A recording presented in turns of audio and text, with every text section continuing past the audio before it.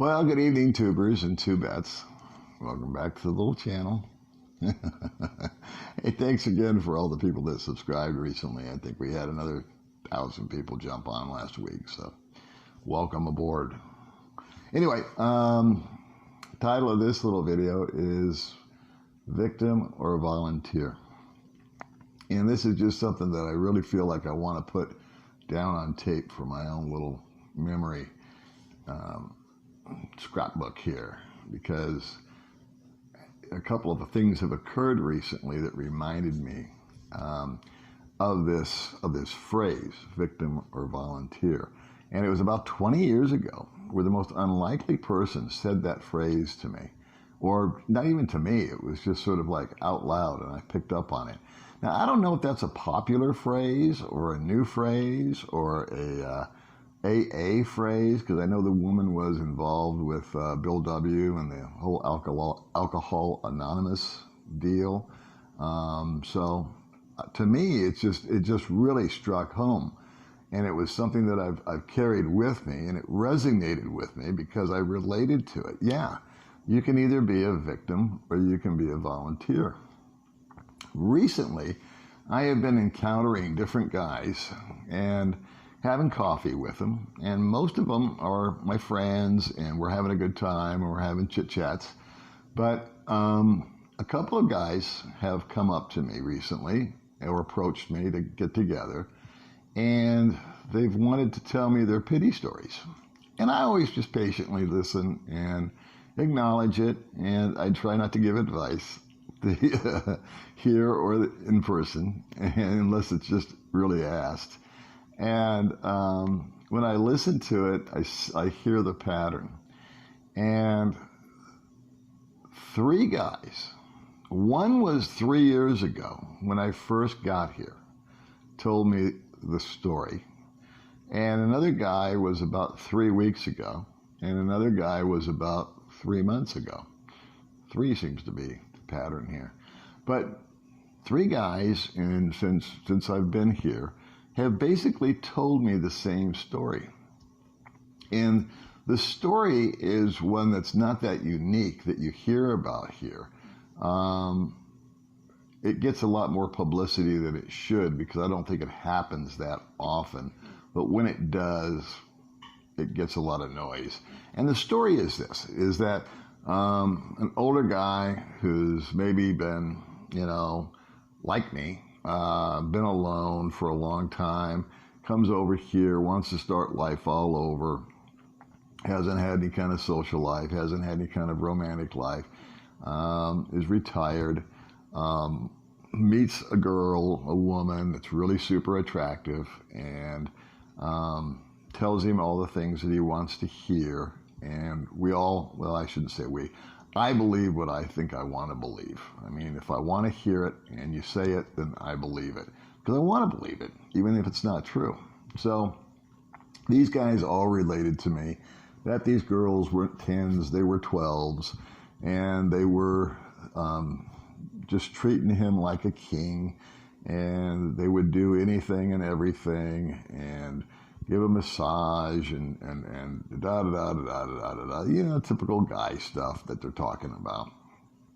And what was interesting was all three of them, the guy 3 years ago, the guy 3 weeks ago, the guy about 3 months ago, that they had all come over here, every one of them, with a substantial amount of money. I think the first guy 3 years ago had like $1 million. And then the other two that I talked to had several $100,000 in the bank, plus so much coming in per month. The details escape me. But they fell in love. They meet the girl. They fall in love. They've known her for a week, and they think everything's groovy. And what happens? But they go out to her province, got out in the middle of friggin' nowhere, and build her a house. All three built a house for her and her family. And the numbers, again, I get mixed up in my head, but let's just say $20,000 US they invest. Buying the land, building the house, putting up the wall, throwing in a scooter here and there, you know, and someone gets sick, you know, halfway through construction, so they pay for the hospital bill, and they're buying all the food. And the first guy that I talked to 3 years ago was literally sleeping in the dirt while they were building this thing, because he was way out in the middle of nowhere. And as soon as it's all done, the girls just kick him out. You know, they got no rights to the property, and the girls used and abused him, and that was that. And so I kind of classify those guys, even though they're my age, and even though we should all know better. If I'm going to be totally transparent with you and give you nothing but truth in lending, on a much smaller scale, the same thing happened to me.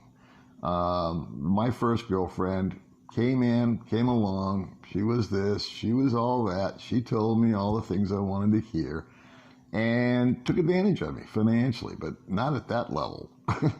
I didn't buy her any house or land. I couldn't if I wanted to. I didn't have any money.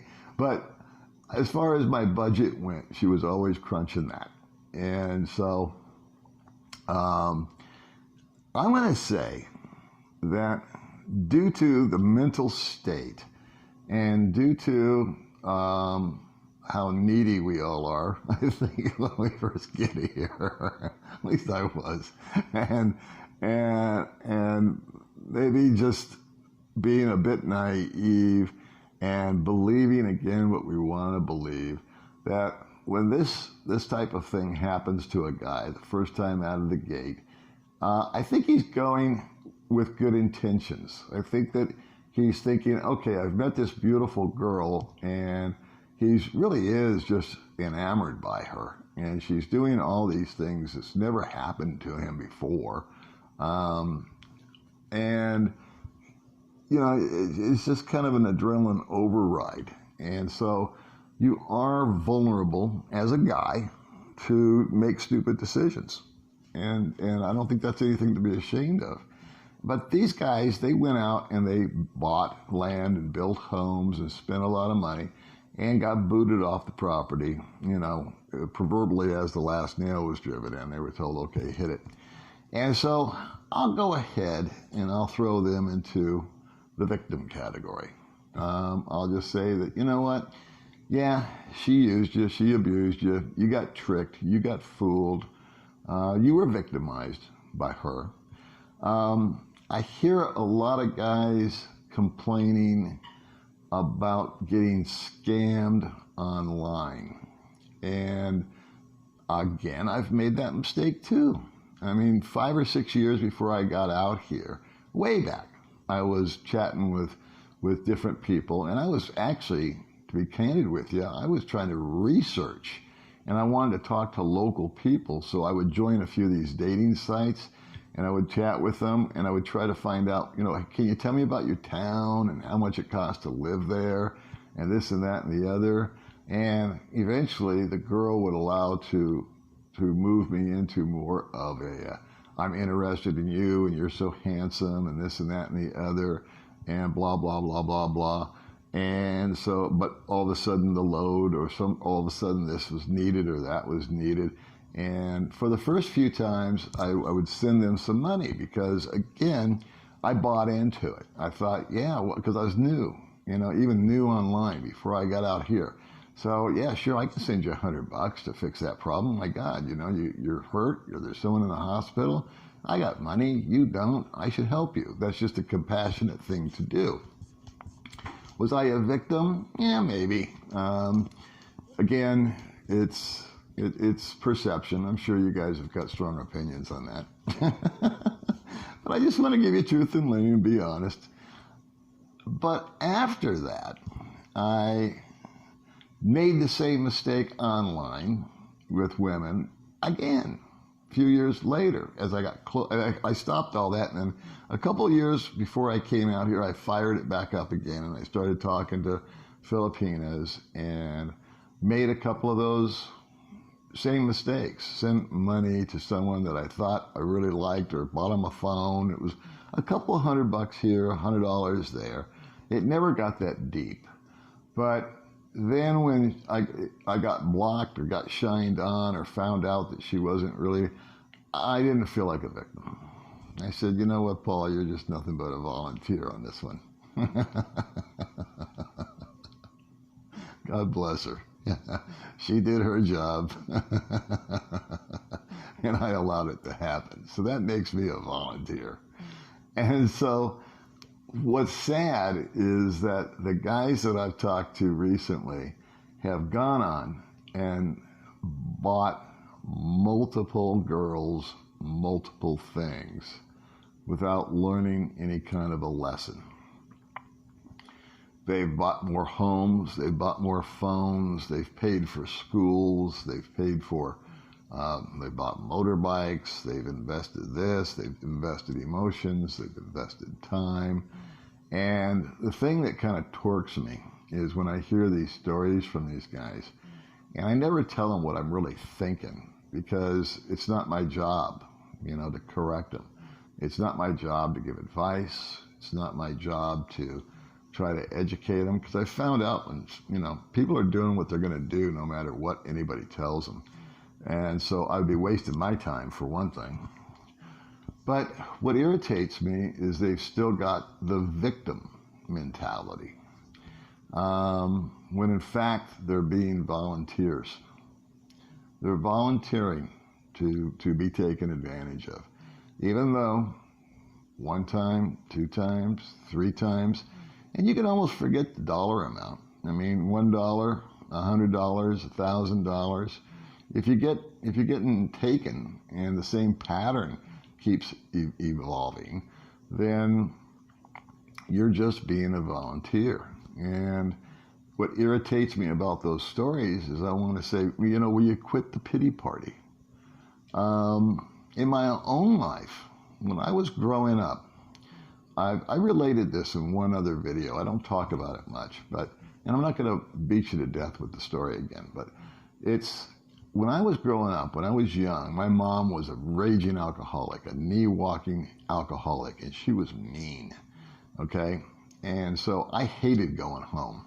Every day from school, I hated going home. I hated summer vacation. I couldn't wait to get out of the house. And as soon as I was of legal age, I was gone. For 10 years, at least, I carried this victim mentality along with me. And to be fair to myself, when you're a little kid and someone's mentally or physically or emotionally abusing you, you are a victim. That's a point. You've little kids. And I know that my situation is not nearly as bad as many others, but I found that the real damage from all of that was that I allowed it to stay with me as an excuse to fail or not do well or stay unfocused. I would dwell on it. I would kind of feel sorry for myself for many years. I would be envious of other people because they had moms and dads, and I'd see them and they'd be going to dad would be taking Junior to the ball game, and mom was just normal making grilled cheese sandwiches, And then I tried to duplicate that illusion later on in life when I was, getting married and whatnot, and managed to make just the worst choices ever. And so that was where, again, I volunteered for that. I have to own that. Because I was of age, I had actually managed to kind of let that victim thing drop. I didn't want to be a victim anymore. And once I dropped it, I found that there was much more success in my work life, in my health, in my happiness, and this and that and the other. But I still made poor choices.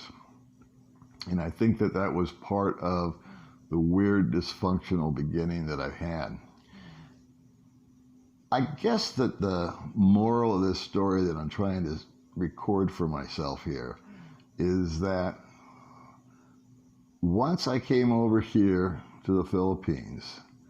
The good news is I'm listening to the stories, but I don't have many stories of my own. I refuse to be a volunteer anymore.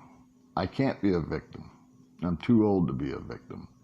But I can be a volunteer. I can volunteer to let myself be used, abused, overrun, swindled, and I've just learned to say no.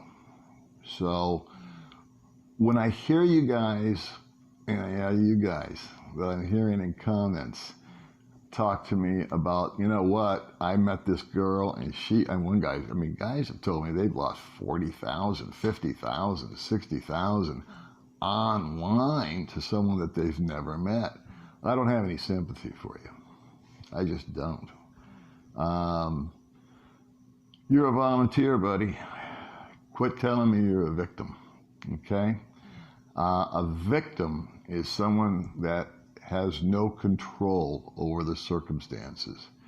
So when I was 9 years old and I would come home, my mom would do whatever it was that she did when I got there. I didn't have any control and I was a victim. But the minute I turned 18 and I walked out of the house, whenever anything went wrong and I was feeling bad and this, that, and the other, it was because I chose to be a volunteer. I chose to go down the negative road as opposed to taking the positive road. When I came over here, as I've expressed in I don't know how many videos I've made so far, but all that baggage that I managed to reaccumulate in different ways, shape, and form, I dropped it again. And now that I'm over here, it's just me. And I'm a volunteer, but I pick my battles, and when I see it going the wrong way, I just cut it. I just cut it short. If people are having a negative effect on me, and there have been a number of them, and I have felt that I've been, and not necessarily financially, but more or less just emotionally or kind of a fake friendship, or people want something from me. I found people that have sidled up to me and then they want something, you know what I'm saying? And I refuse to give it to them anymore.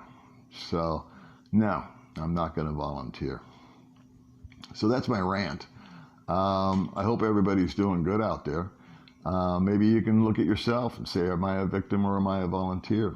I'm always interested in your comments, and maybe give me some feedback on this. Tell me how bad I did or where I screwed up. All right, I will talk to you guys later. It's Friday night and it's almost 7:30, so it's time for me to go to bed.